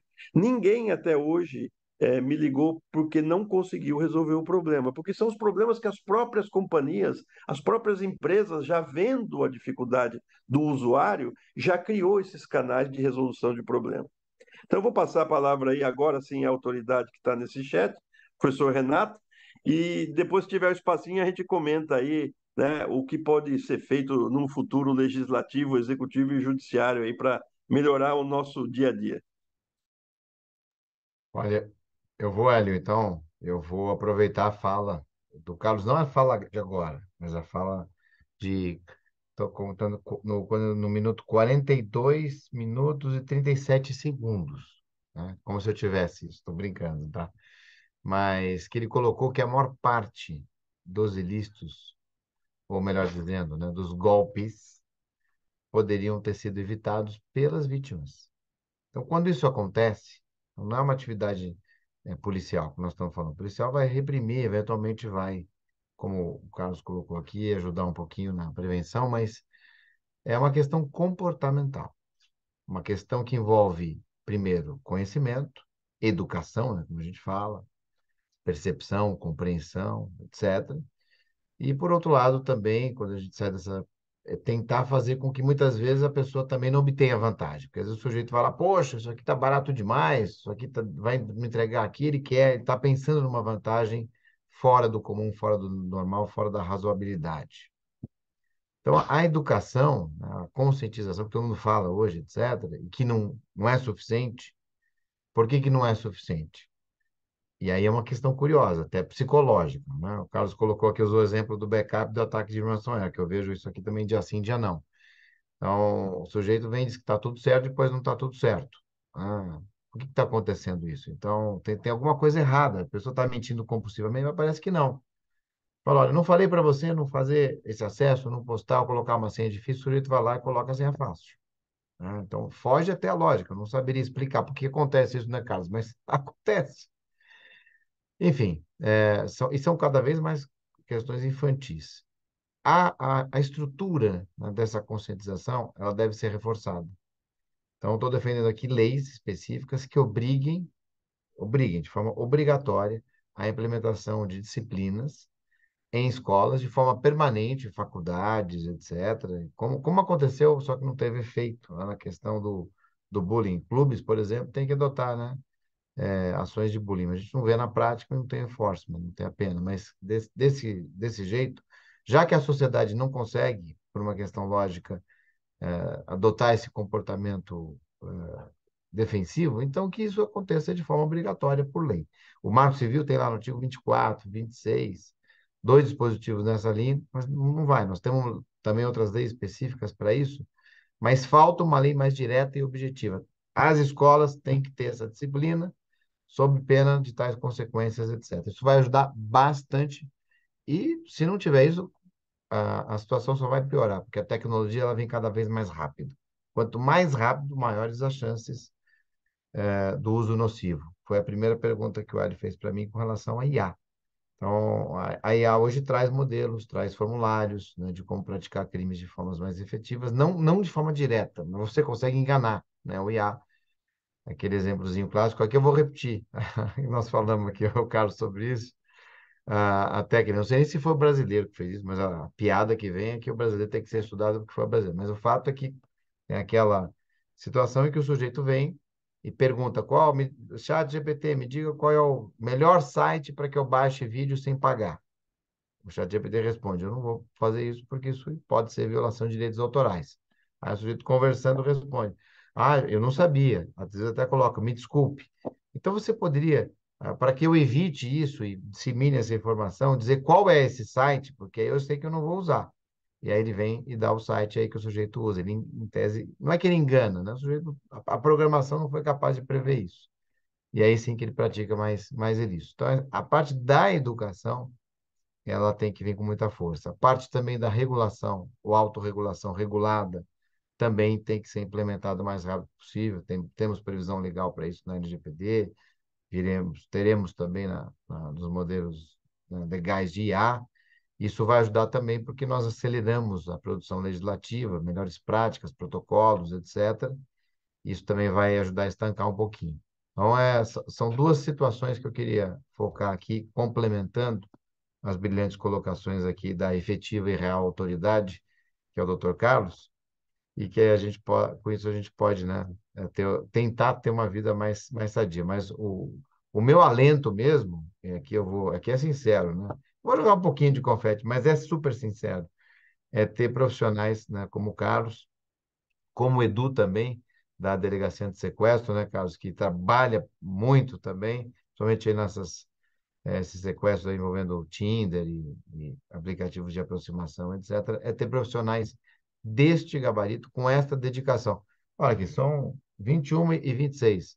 Estamos aqui com o Carlos Afonso aqui, disponibilizando seu tempo para isso. Semana passada foi a mesma coisa e eh, com essa profundidade, né, com essa dimensão, com essa elegância, com esse conhecimento. Agora não é confete, não. Agora é depoimento de um advogado aqui que também já viu muita coisa, acompanhou muita evolução. Vou aproveitar e fazer o coro para a polícia como um todo, porque a minha atividade nas delegacias, o Marco está aqui, né? Era desde a época da quarta DIG, sempre muito esforço, sempre muita dedicação. Agora tá mais estruturado, né? Mas agora tá chique, né? A delegacia, vamos chamar assim, né? Agora tá cibernética, né? Tá super, super top, é referência para o mundo todo. Mas o elogio vai para a polícia toda nesse momento aqui, em nome do delegado Carlos. Mas a educação, ela tem que vir com mais força. Bom, gente, partindo para o nosso encerramento do DVD, e aí para as considerações finais. Queria abrir para que os expositores, né, Carlos, o Renato, que está aí seguindo agora, seria o Afonso, falassem, né, colocassem suas posições finais para que a gente possa dar seguimento ao encerramento do nosso EDD, brilhante EDD, e quem não está assistindo essa aula ao vivo, com certeza está pegando conteúdo de qualidade no YouTube, porque realmente aula, aula, aula. Quem está assim, em termos de TCC, pô, dá para escolher uns quatro aqui já, hein? Mas enfim, passando a palavra pro Afonso. Olha, muito, muito feliz em participar aqui desse debate. É, de fato, eu começo o meu dia, eu termino o meu dia melhor do que eu comecei. Professor Renato, nós falamos hoje cedinho e eu acabei, sendo selecionada para fazer um curso aqui na Academia de Polícia. Nós estamos aqui, desde domingo internados, né? Hoje eu pude, em semi-aberto, vir para casa e fazer esse bate-papo com vocês. Polícias do Brasil todo estão aqui na Academia de Polícia fazendo dois cursos, né? Um sobre intervenção em cenário de terrorismo, né? Estamos muito preocupados com essa questão dos ataques à escola. E na sala da frente estamos nós aí falando sobre cyberterrorismo, juntamente com o pessoal do FBI, que está aqui dando um curso e uma capacitação para a gente. Então, está sendo uma semana muito divertida, porque tem gente que não tem possibilidade de fazer isso. E a gente está tendo, então temos que estar muito, muito felizes, né? Eu vou encerrar aqui minha participação é, pagando missão, né, para os nossos poderes legislativo, executivo e judiciário dentro dessa temática, né? O legislativo pode muito colaborar com a gente quando a gente pensa que no Brasil é um dos poucos países em que a polícia não tem o compartilhamento do sigilo das telecom e dos bancos, por exemplo. Então, é, se vamos só dar um exemplo aqui, né? E isso surgiu no treinamento de hoje, né? Olha, então tá bom, a pessoa desapareceu, o que que você faz? Né? Nos Estados Unidos, os policiais, olha, é muito simples, a gente entra em contato com o sistema financeiro, vê quais cartões de crédito que ele tem, coloca uma bandeirinha, né? Coloca um flag, e se esse cartão de crédito aparecer em algum lugar, a gente vai lá e puxa a imagem, e a partir daí a gente vai buscar e recuperar essa pessoa.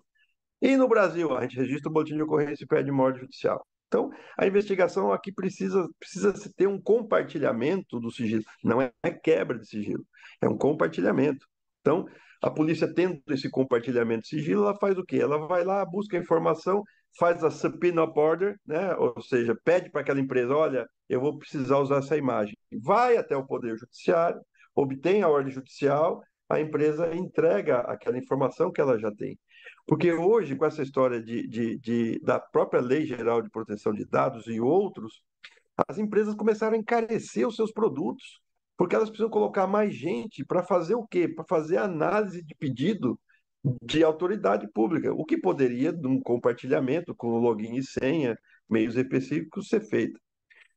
O executivo precisa investir em cyber. É muito bom comprar carro, viatura, é bom, é excelente, precisa, né? Comprar colete à prova de bala precisa também, comprar fuzil precisa também, mas veja, a minha divisão ela funciona com 20 aplicações, mais ou menos, né? Aplicações que custam, uma licença custa em média R$ 300 mil. Eu estou falando de 6 milhões ao ano para um estado como qualquer um da nossa federação, né? Vamos imaginar qual seria o menor estado da federação. Se minhas aulas de geografia não estão muito desatualizadas, acho que é o Sergipe. Tem uma arrecadação também pequenininha e até o Sergipe, né, e isso vejam que é uma homenagem, né, pelo tamanho e a potência do estado, ele tem condição de pagar R$ 6 milhões por ano para ter uma delegacia de investigação de crimes cibernéticos. E a missão que a gente paga ao Poder Judiciário é que, assim como os golpes de antigamente voltaram reeditados, né, também reedite aquela figura do magistrado que a gente sempre teve, que era aquele cara sereno, tranquilo e que principalmente cumpria a lei.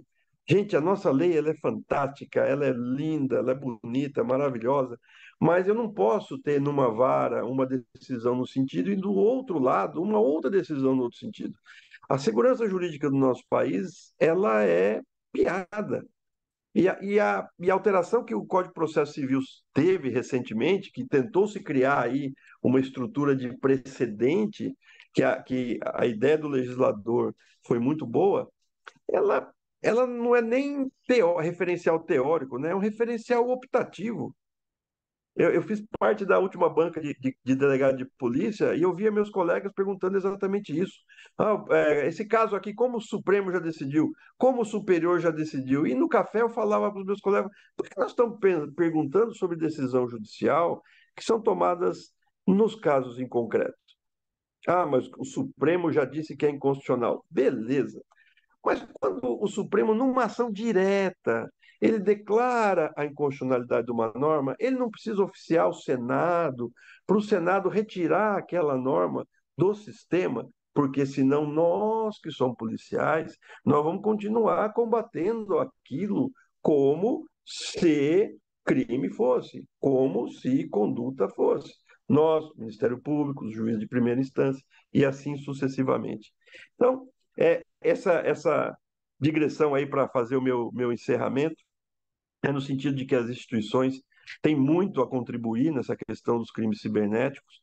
Hoje nós temos uma maturidade em todos os órgãos, em todos os setores, né? Indústria, comércio, serviço, poder público, para debater essa questão, deixando o distintivo institucional, né, na porta, né, sentando em volta da mesa e dizendo o seguinte: qual é o nível de segurança que nós queremos?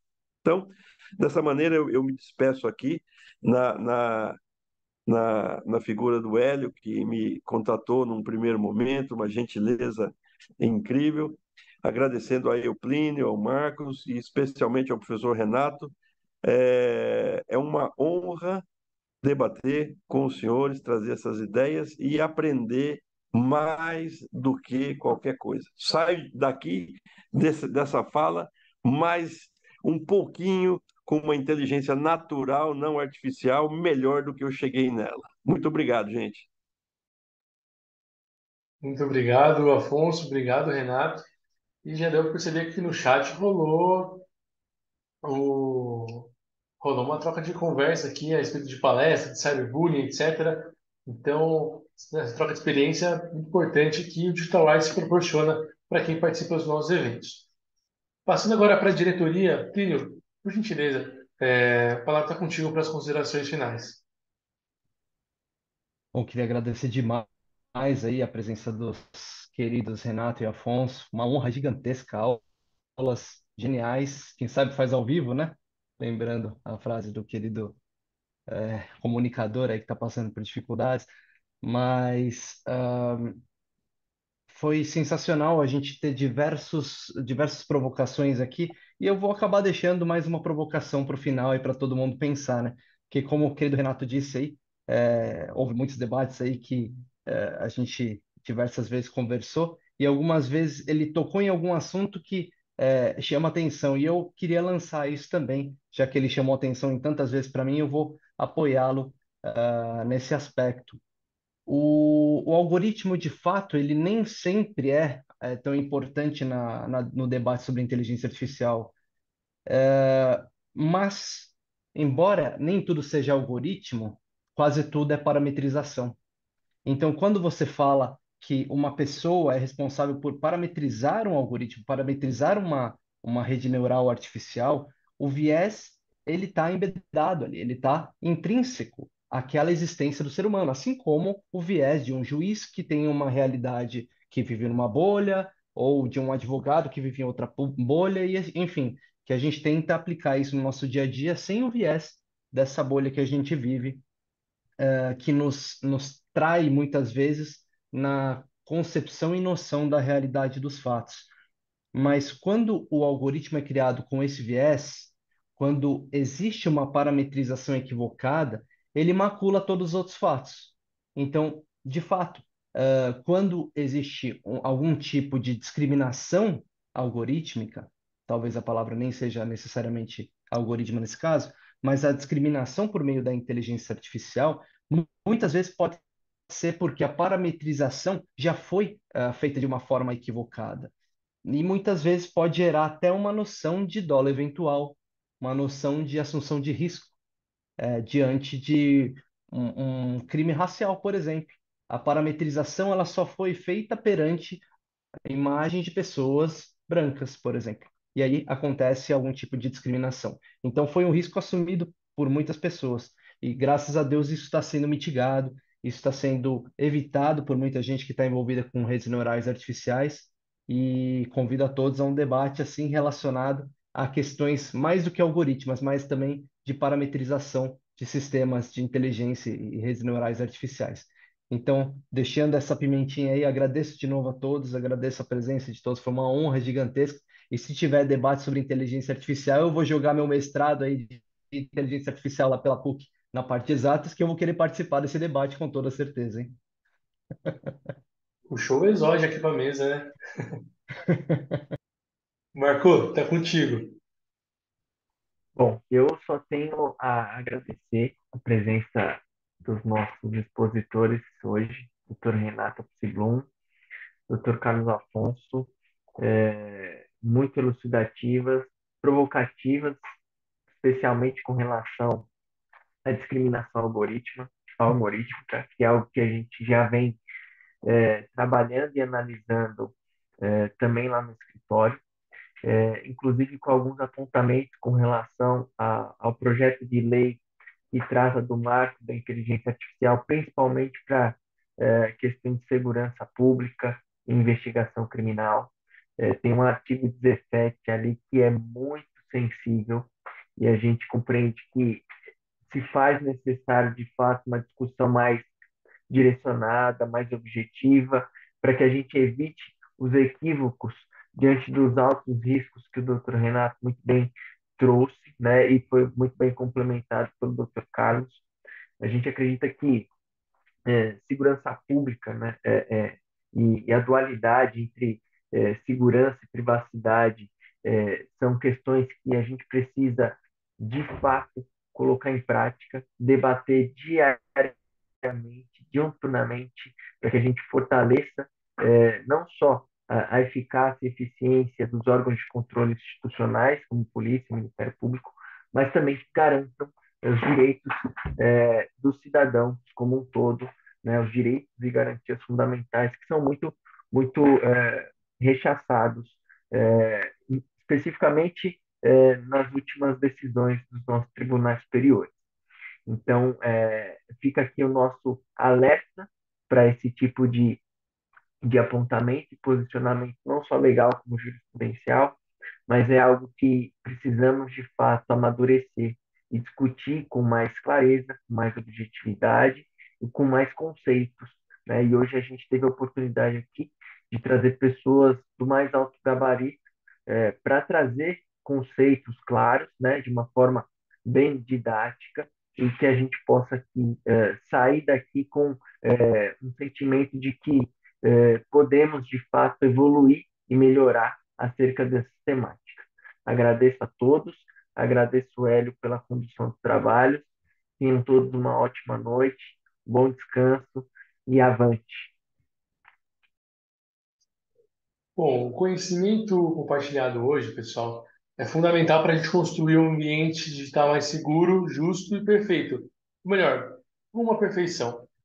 A gente teve a oportunidade de hoje de aprender com pessoas que se dedicam verdadeiramente à segurança digital, ao estudo do direito digital há anos. Se a gente somar aqui individualmente, bate mais de um século fácil, né? É aqui, eu acho que é só o pessoal que assistia National Kid na TV e usava o telefone de descarte de roda. Então, assim, a gente discute, a gente pensa, a gente se preocupa com tantas questões envolvendo crimes, envolvendo segurança, não é de hoje, né? E é tão importante a gente trazer esse compartilhamento, essa atualização para todos. Então, eu queria agradecer imensamente ao Plínio e ao Marco pela oportunidade de estar aqui hoje junto a vocês no Digital Rights e agradecer imensamente ao Renato e ao Afonso por disponibilizarem o tempo de vocês, a timesheet não lançada, por disponibilizarem aqui o compartilhamento das informações. E é compartilhamento no quebra de sigilo. Aliás, que abriu parênteses. Carlos, eu vou usar isso numa petição minha amanhã. Porque a dificuldade que eu tenho para o juiz entender que a informação que eu estou pedindo não é quebra de sigilo e compartilhamento, agora ficou sanada. Já estou aqui imaginando o negrito aqui para mostrar que, poxa, é a expressão para quem fala que, pô, litigioso usa sim. Então, estou aqui com prova viva que, poxa, a gente pode, na verdade, a gente tem essa oportunidade a cada momento que passa para agregar o nosso conhecimento. E o show, a aula que a gente teve hoje, poxa, é um momento mágico, muito inesquecível. Eu falei no esquenta aqui do EDD, mas eu torno público na gravação. As pessoas que estão aqui mudaram a minha vida. O direito digital mudou a minha vida, foram graças às pessoas que transformam diariamente todos os caminhos que eu passo. Então, eu queria agradecer pessoalmente Marco, Plínio, Afonso e Renato por colaborarem na minha construção como ser humano e como jurista. Muito obrigado por aprender imensamente com tantas pessoas incríveis. E agradecer a você, espectador do Digital Rights. Seja aqui o pessoal que está no chat, que a gente bateu aqui 29 pessoas simultâneas. Então, poxa, obrigado. Agradecer você que está aqui com a gente durante todo o período, você que divulga o evento, você que compartilha com o pessoal da faculdade, ele que fala, poxa, mas vai valer hora extra. Venha para hora extra, cara. Vem aqui e fica com a gente, porque o tempo nunca vai ser perdido. Eu queria agradecer você que está assistindo a gente no YouTube, que viu o link, compartilha com o pessoal, O link que o Carlos Afonso mandou no chat sobre os vídeos da Polícia Civil, eu vou disponibilizar aqui embaixo, né, na descrição do vídeo no YouTube. E eu queria fazer um convite a todas e todos para o nosso próximo EDD, nosso próximo encontro de direito digital, 56º EDD, que vai ser no dia 26 de setembro de 2023, às 19h30, com a doutora Priscila Caneparo. Se não me engano, a doutora, agora não comer bola. Se não me engano, é doutora pela PUC São Paulo, né, Plínio? É, internacionalista.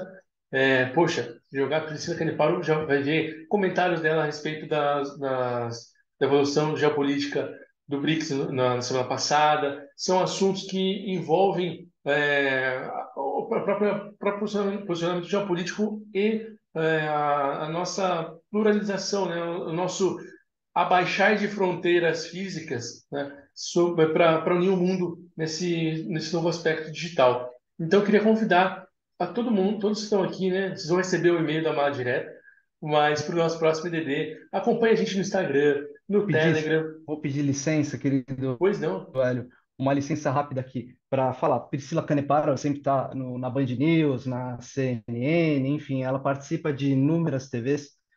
É sensacional as observações dela sobre direitos humanos, sobre questões dos países emergentes e discussões relacionadas à guerra da Ucrânia, à guerra com a Rússia ali, e ela tem insights incríveis para falar. Mas eu queria pedir, Vênia, aqui desculpas máximas, porque a gente ainda não observou as palavras finais do querido Renato.